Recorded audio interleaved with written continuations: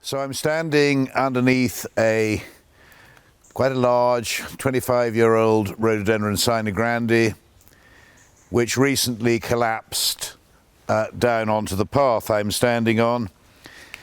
And as it came lower and lower, you can see that nobody could get by, and we were obviously in a problem. And if we look a little bit closer, I can show you what the problem was.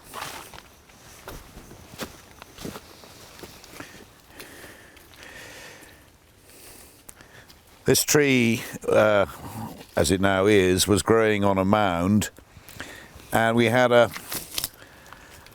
forked stick propping it up.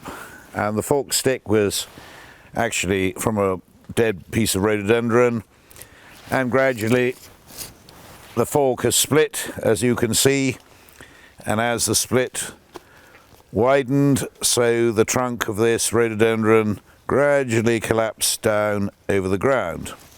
You can see how the roots started to rise up around the base of the tree. Rhododendrons are surface rooted plants, and so the roots don't go down in the ground like they do for a camellia, but they spread out around in soft earth. And if you look up at the top of the tree, you can see that this rhododendron had been adapting to where the light was. All the leaves have turned upwards as the plant collapsed. The leaves have turned upwards to the light.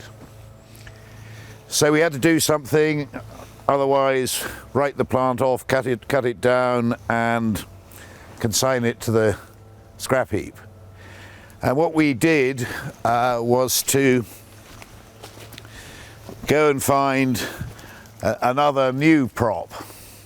And the best props that will last the longest and not rot come from yew trees. So we went and found an elderly yew tree, cut a live branch off with a nice fork at about 13 feet tall, brought it down here, made a decent hole in the ground, and then gradually, with a bit of a rope attached and pulled back by a couple of people, gradually moved this plant, not completely upright again, but nearly upright. You can see now that obviously anyone in a small vehicle going along the path might have hit the prop, and therefore we've put a few logs around it so that you'd have to hit it pretty hard to dislodge this wonderful new prop.